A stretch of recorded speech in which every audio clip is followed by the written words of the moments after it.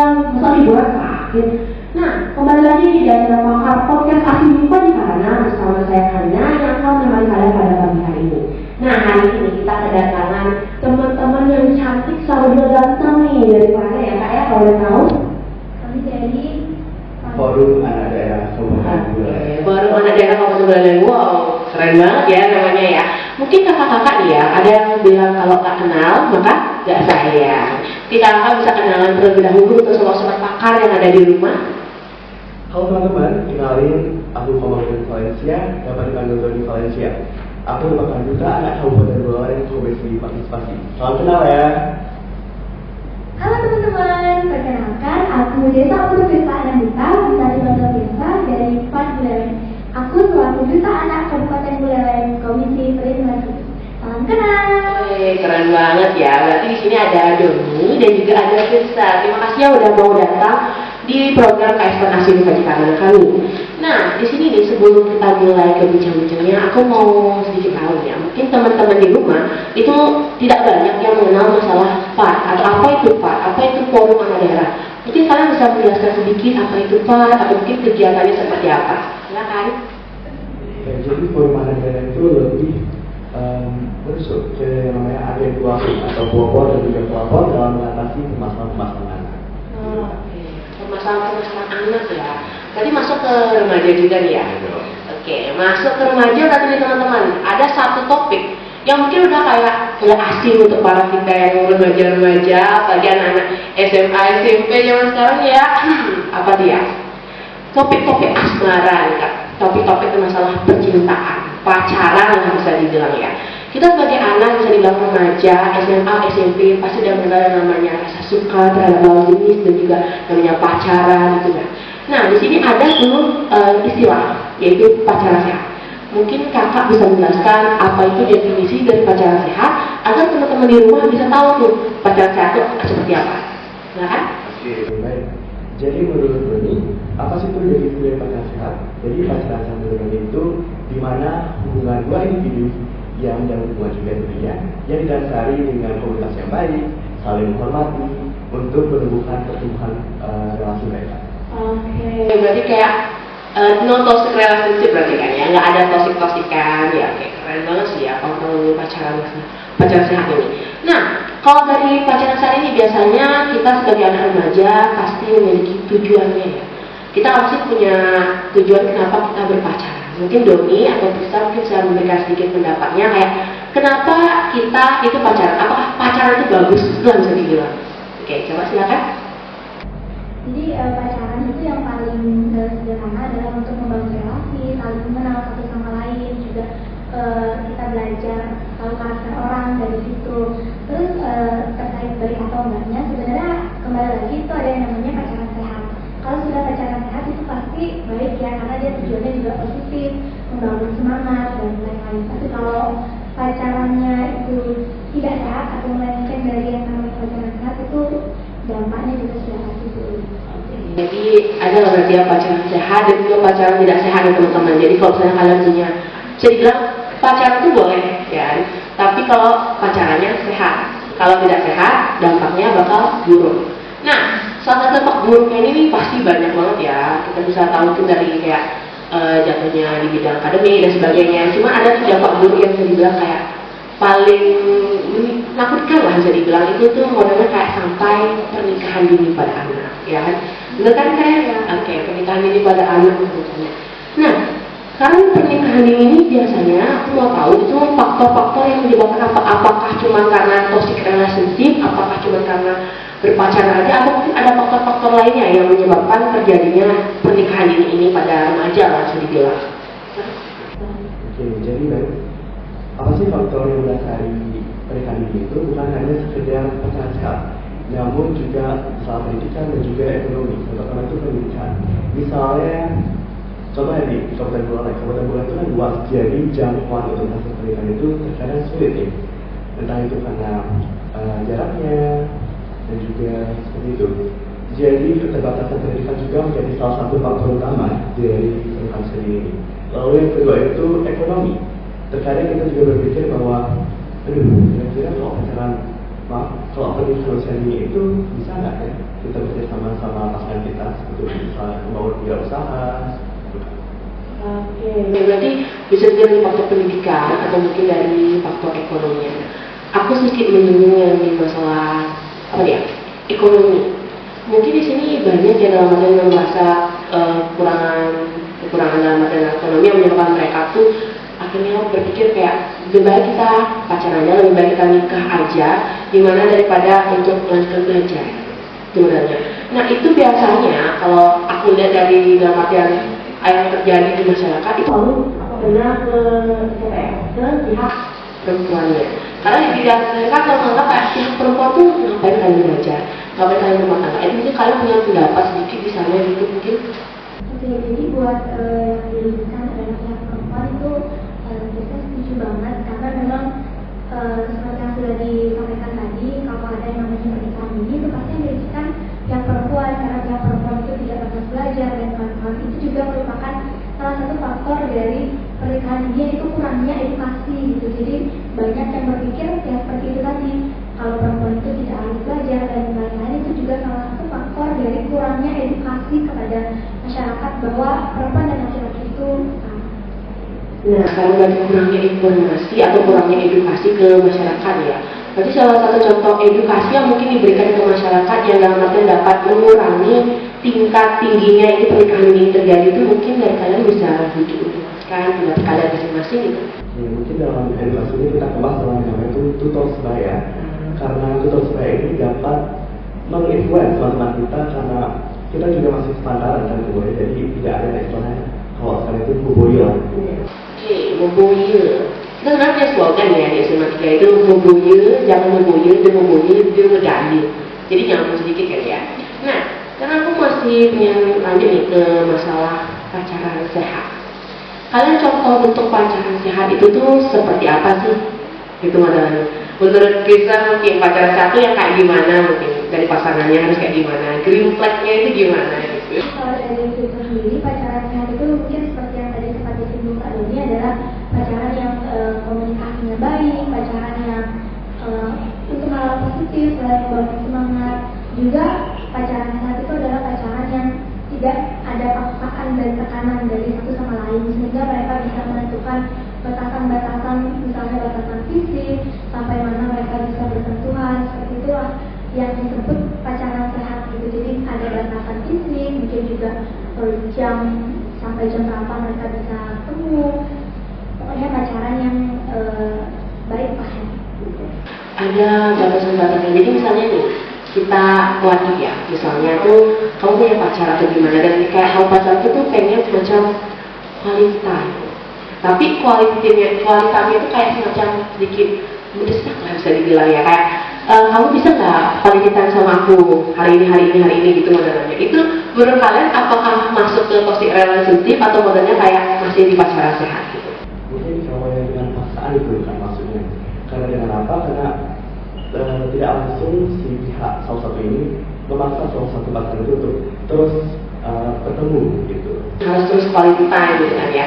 Nah, kalau misalnya tidak ketemu pasangan kayak gini nih, kayak misalnya kayak nuntut harus quality time banget nih, itu menurut kalian cara mengatasinya gimana? Apakah diputus aja hubungannya atau gimana nih? Kalau menurut gue ini itu mungkin tidak harus putus ya, mungkin kualitas itu sampai dalam betul virtual misalnya video call atau calling lah ya kan. Oh iya, oke. Siap ya. Nah, ngomong soal pacaran sehat ada juga yang namanya pasti love language ya. Love language mungkin Kirsa atau Doni bisa menjelaskan sedikit masalah love language itu tuh seperti apa? Jadi love language itu sederhananya adalah cara kita mengungkapkan rasa sayang kepada pasangan. Itu kan yang sekarang lagi ngetrend tuh love language act of service gitu ya. Padahal sebenarnya love language itu kan ada banyak, tapi itu juga tergantung ke pasangannya. Nah, kalau misalnya kita dapat pasangan yang love language-nya tuh physical touch, yang suka sentuhan, suka pelukan, itu tuh kadang itu banyak yang salah mengartikan gitu. Padahal sebenarnya love language itu bisa kok cuma pegangan tangan atau cuma duduk berdua bersebelahan. Itu menurut kita sudah masuk ke salah satu love language gitu. Jadi love language itu nggak bisa jadi alasan lah. Jadi nggak bisa kayak aku punya love language harus meluk loh kamu gitu, nggak boleh gitu berarti kan ya. Itu sedikit berlebihan ya. Jangan sampai berlebihan pada intinya kan. Nah, ngomongin soal work observers ya.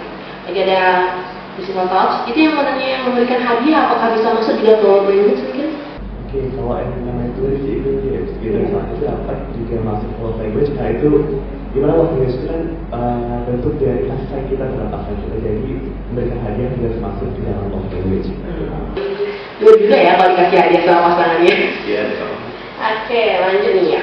Nah, ngomongin soal pacaran sehat, ngomongin soal pernikahan ini, ada nih satu hal yang bisa menjadi faktor utama terjadinya pernikahan ini. Itu pasti mengenai kehamilan dan sebelum nikah. Itu tuh mungkin untuk cara menghindarinya gimana? Oke, untuk menghindari namanya itu kehamilan pranikah dengan adanya edukasi, karena edukasi itulah yang menjadi kunci bahwa untuk mengatasi hal tersebut. Misalnya edukasi dengan tutor sebaya juga yang seperti saya sebutkan tadi. Oke, jadi harus edukasi lah ya yang paling penting ya. Nah, sekarang untuk edukasinya tuh selain dari tutor sebaya, apakah dalam artian kayak sekolah juga harus ikut, dalam artian pemerintah juga harus mengikutkan kegiatan ini, program ini, biar dalam artian menurunkan tingkat kehamilan dini pada remaja atau mungkin pernikahan dini pada remaja. Menurut kalian? Baik, jadi selain edukasi yaitu tutor sebaya, kami juga pastinya membutuhkan dukungan dari berbagai pihak.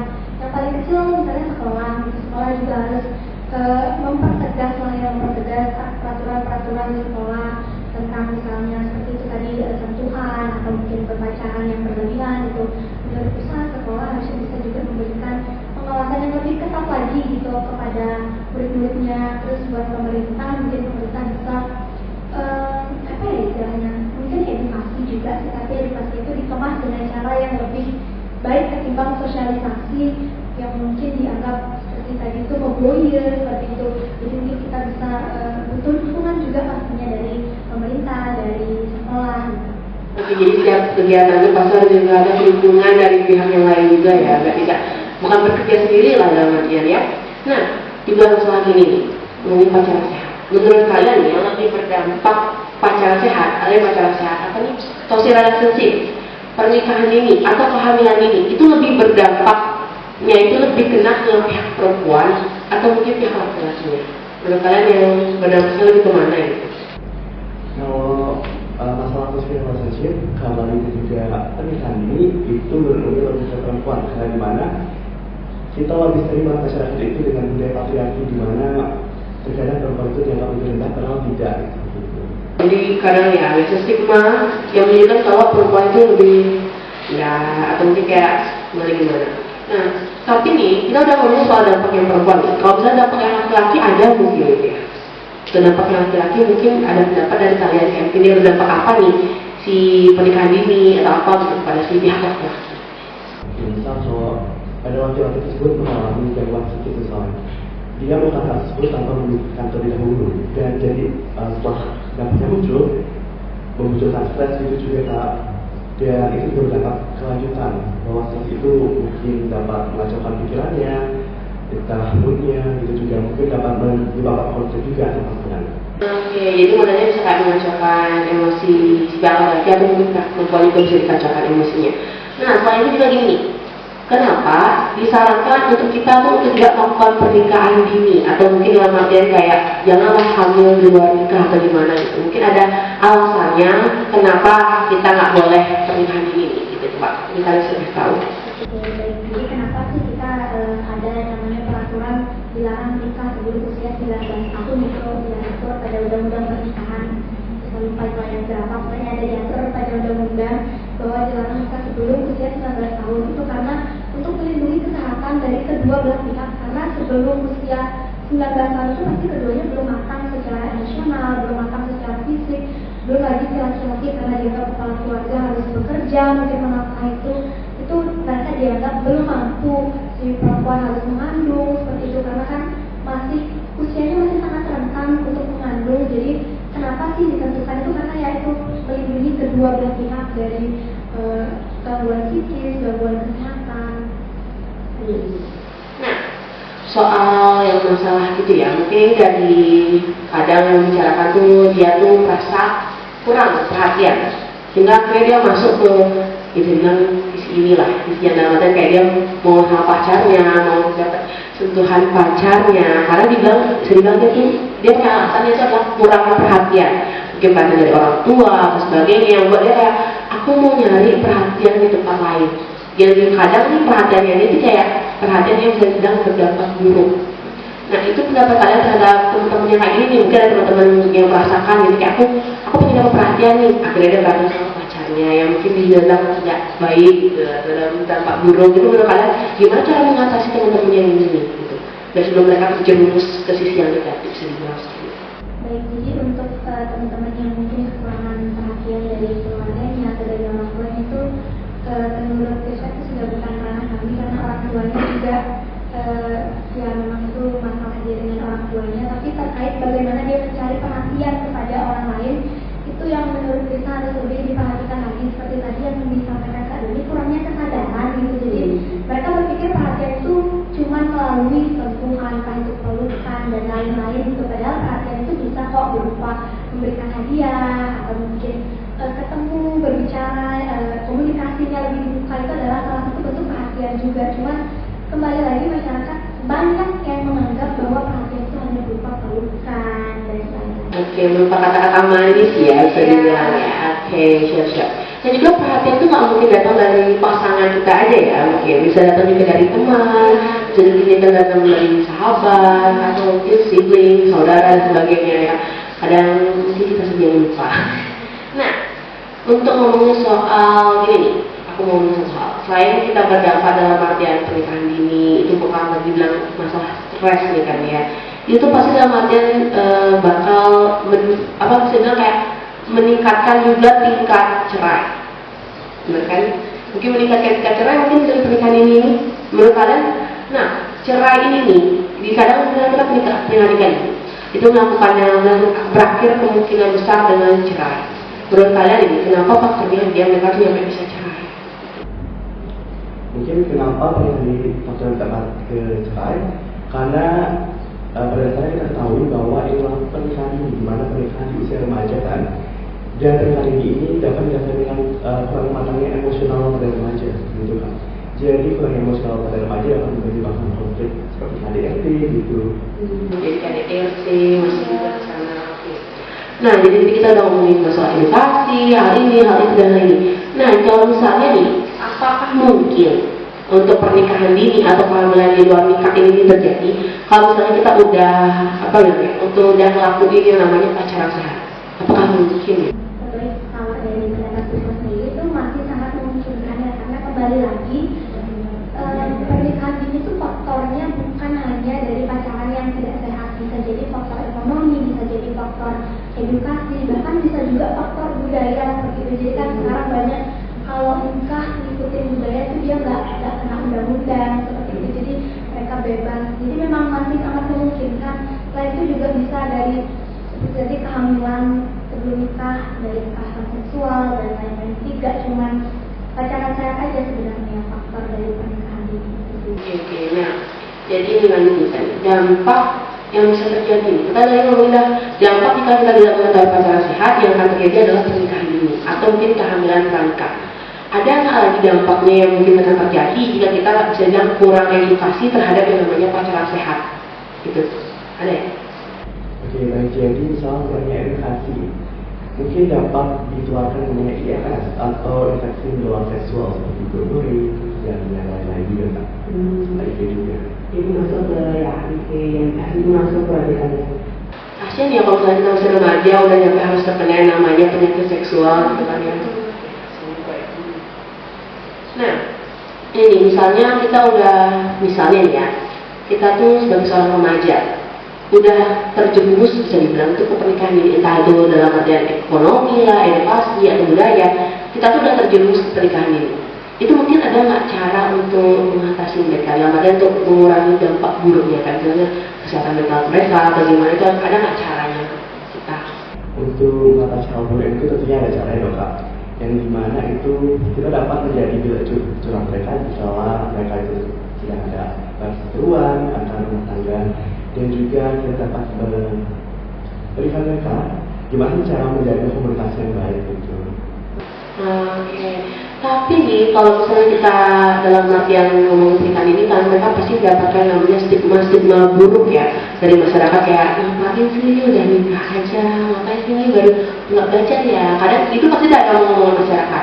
Itu pasti yang dalam artian membuat mereka jadi takut untuk curhat, takut untuk bicara sama kalian. Itu tuh gimana caranya kita nanganinnya itu?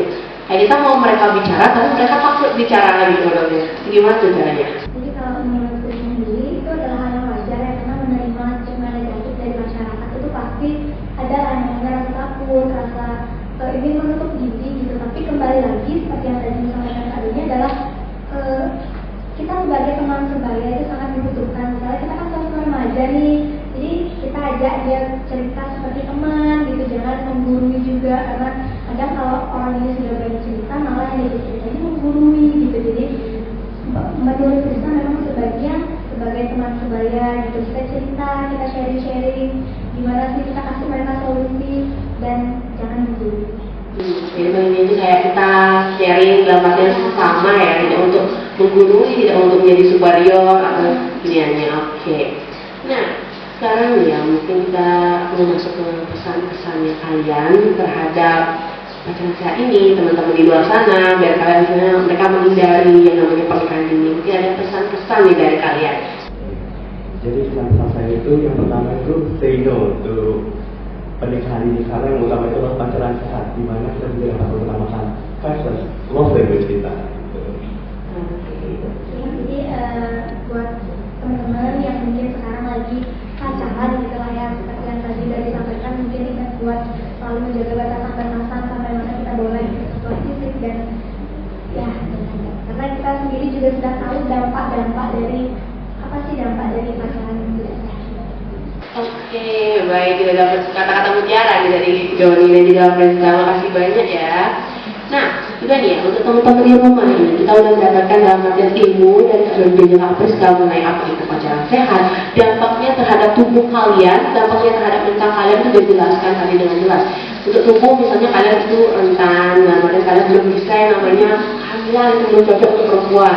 Yang laki-laki mungkin mentalnya bisa bilang kurang siap untuk dapat menjadi kepala rumah tangga dan sebagainya. Nah, sudah lumayan banget nih. Yang di sini hasil ini diharapkan teman-teman dapat yang namanya menghindari yang namanya pernikahan ini dan juga kehamilan pranikah.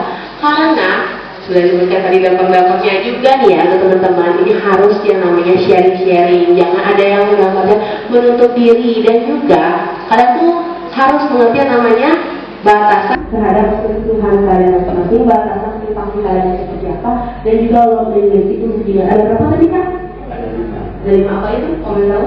Yang pertama adalah physical touch, 2 service, 3 quality time, 4 itu mungkin yang kelima bisa dari Kak ya. Kayaknya tuh banyak banget ya. Jadi kalian jangan berpikir kalian tuh tidak memiliki perhatian. Pasti ada orang di luar sana yang akan memberikan kalian perhatian, kalian butuhkan oleh perhubungan. Baik, sekian dari pakar hari ini, podcast sudah di sarana. Terima kasih banyak sudah menonton. Terima kasih juga kepada dua narasumber kita yang cantik dan juga ganteng atas ilmu yang sudah diberikan pada hari ini. Saya Karina dan terima kasih dan sampai jumpa. Bye.